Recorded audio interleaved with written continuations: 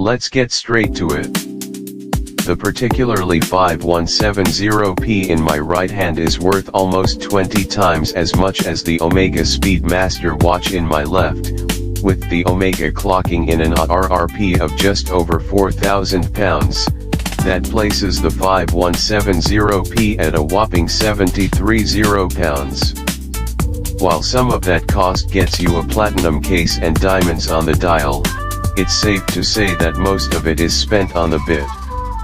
You don't often get to see the caliber the 2.9535 PS.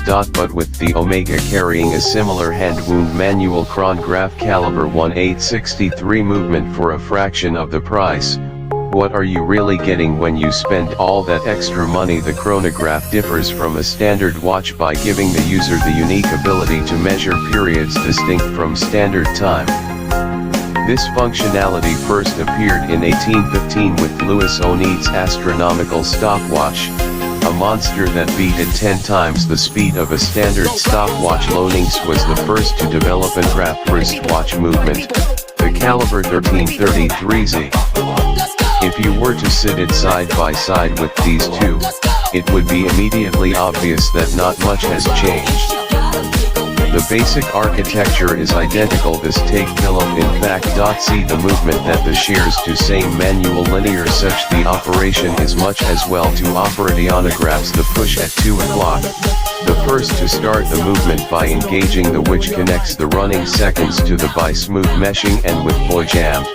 The teeth on the chronograph runner wheel are finer when the push is addressed again. The chronograph to stop by disc and blocking bar is also applied. The process is reversed and is rest resulted to reset. The clock is pressed when the chron-ab has stopped and the research hammer forces camps on each chronograph wheel back to their starting positions. Please stay in place to keep the chronograph centralized when not in use on a standard chronograph. The reset mechanism cannot be engaged when the chronograph is running. It's a surprisingly complex process, making the chronograph movement one of the most intricate complications available. What can Patek do to it to make it worth £70,000? The heart of the chronograph is the lever can, an odd-shaped piece that directs all the yokes and hammers at the command of the pushers.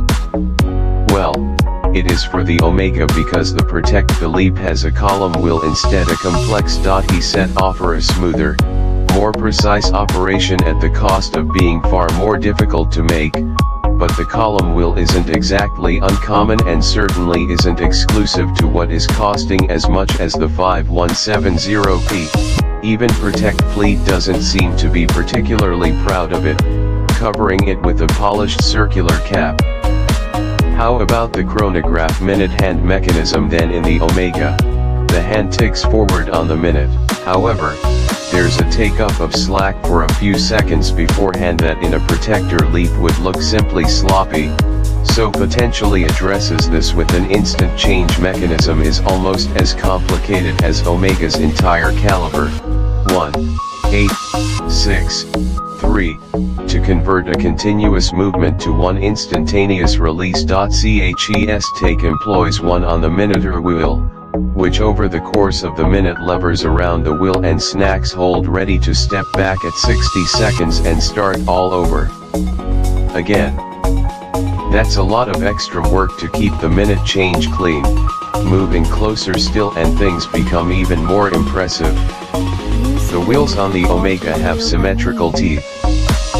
These are easy to manufacture and allow lower tolerances while maintaining adequate mesh. However, again, this isn't good enough for Patek Philippe for the perfect stutter-free interlock of the coupling wheel. The teeth are angled asymmetrically. The precision is almost unbelievable, but the really big bucks are spent on the finishing. It would be no exaggeration that safely, watchmakers spending more time finishing the average component than Omega does on its entire movement. Everything is finished to perfection, everything by eye and everything by hand. Before finishing even begins, any little burrs or scraps are removed so they don't clog any of the intricate workings. Then the bevels are shaped by eye to an exact 45-degree angle, including the tricky acute angles. Holes for jewels are manually sunk to ultimate precision and to contain the oil. The wheels are the same. All hands' teeth, even on tiny pinions, are individually polished. All the striping, graining and polishing of the larger components is course also done by hand. Each circle in the circular graining is applied one by eye. The scale of work is immense. A single pinion requires 65 individual steps to finish to protect Philippe standards. Let that sink in compared to Omega K1, 6, 3, it's night and day and it goes beyond what can be seen. Every single component, whether it's visible or not, is finished to the same astronomic level. Doesn't matter if it's buried right in the middle, never to be seen again. It's hard to put a price on perfection. But when Patek Philippe approaches its pieces without a of budget watches like the 5170P, the Omega movement is very good, exceptional to the price, but the Patek Philippe is quite simply on another level. I'm sure that's what you expected, but perhaps the scale of the differences will be surprising. What do you think? Do you think that Patek justifies its cost? Let us know in the comments below. Discover more exceptional watches at Watchfinder code UK. If you enjoyed this video, please like and subscribe. If there are any other watches you'd like to see reviewed, please let us know in the comments below.